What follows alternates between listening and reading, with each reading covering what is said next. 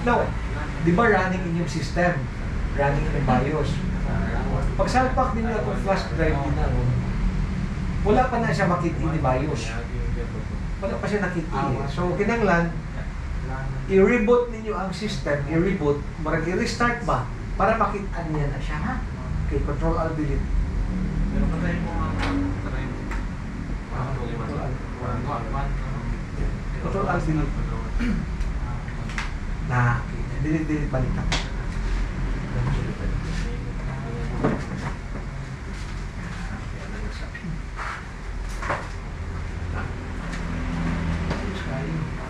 So, basically na-detect na ito ni Kuan. May balaan man ang user kung nakita na ni BIOSer ang Kuan, ang inyong flash drive ba. Okay, ito na sa advanced mode. Advanced. Yun niya, ato mo sa boot. Okay, ano sa boot. Okay, scroll down, sir. Scroll down. Sipa. Yan ang user. Ang una ninyo tanawon, kung mag-check mo kung detected ba yun ang flash drive, i-click ninyo ng hard drive BBS priorities. Saan ba makita? Nakahilan eh. Bus pa. Hard drive ka na. Click na siya. Okay, ano na sa akin. Okay, now, i-click ng boot option 1. Okay, ano na sa akin. Now, ang inyong flash drive ron, kanang Kingston Data Traveler. Ang inyong storage device kanang Kingston na PM. Bakit? Puro man Kingston. So, dapat ibutang niyo sa boot option 1 kanang Kingston Data Traveler. Kiro, gawa ka daw ng Click na siya. lower case lang. Okay, ano na siya. Okay, now, back. Okay, back. You know.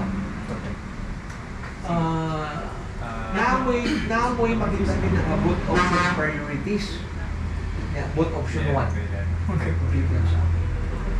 Okay. Pilihan ninyo ng UFI Kingston Data Traveler.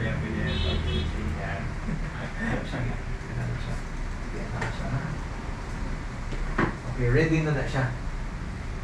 So, expect na to na buboot up na to inyong installer kasi kung dili ninyo na ma-familiarize ang pag-set sir, mag-listen mong install sa OS mo, dapat din na pala pinaka-basic na siya ang pag-set sa boot priority para maka-install mo OS ba, ha?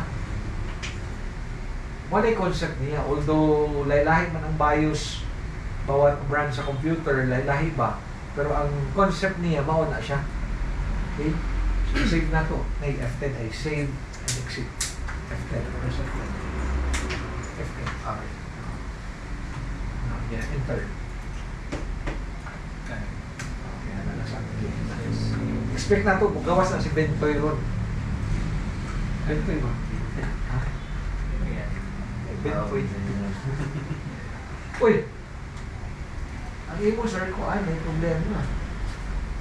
May problema.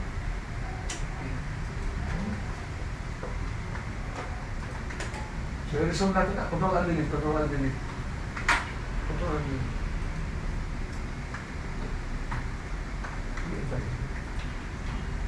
Control-Alt-Delete. Okay, sunod BIOS. Check sa nato, ha? Delete. Lapsan ka. Control-Alt-Delete balik. Delete. Always. Tak lang. Okay na, balik ka dito. Check sa na to. Atas mode. Okay. Sa boot. Okay. Check sa na to dito. BBS na ito. BBS. Okay. Click lang. Kingston Data Traveler, no? Okay, sige, back. Okay, back. Okay, bahati pa. Iwan na ito na siya. I-click daw na yung secure boot, sir. Secure boot. Taas kamay, taas. Kaya na secure boot. Push mo kamay. Kaya. Kunya, i-click ng Windows. Kaya na, click na siya. Uli nag-under OS. Okay, now back. Okay, unya good option 1. Pipilian ng UFI. Okay, that's good. F10. Hindi, right. Yes. Tinanggal, mapagawas ninyo itong ventoy. Kaya hindi mo gawas ang ventoy, may nga itong situation, hindi mo nasunod na kung hindi mo bios, set ni mo dito, ano ba? Sir, Yes, sir. gateway ni network 3 ba is Network 3. 100.1.1.60 to? Gigan ka kang ato. O ato? O sa may gateway? 200.1.1.60 to? Yes. Tama. Interface? 1? 1. Okay. Try tayo kung pinging ha. Something. Okay. Isultag Windows 11, sir. Ano daw? Ano daw mo? Enter. Diba ha? Okay na. Now, kaya since UFI man din yung BIOS, kung UFI gani, inyo gamitin reboot. Kung legacy, mag-normal mode mo ha. Yung UFI man ta, di ba? O, reboot. Pilihan mo reboot.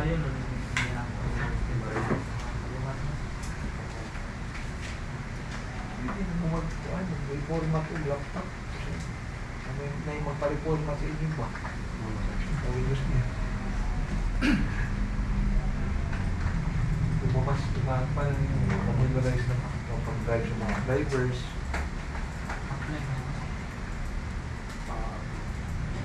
Pero sila, kabalo na sila.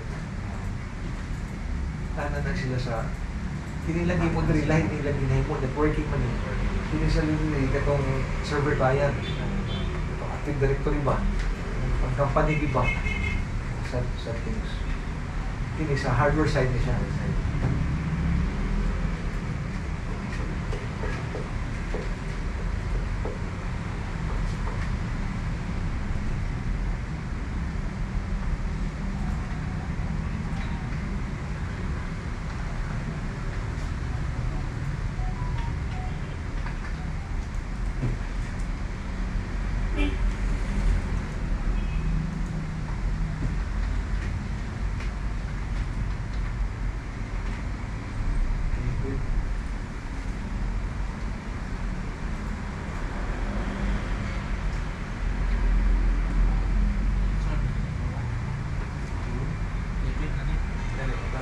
Asa tayo gawin mo mami sir?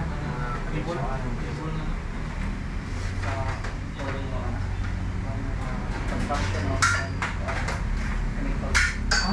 Okay. Sir, next. Next, sir. And then, Okay, alin mo sa explain ako na.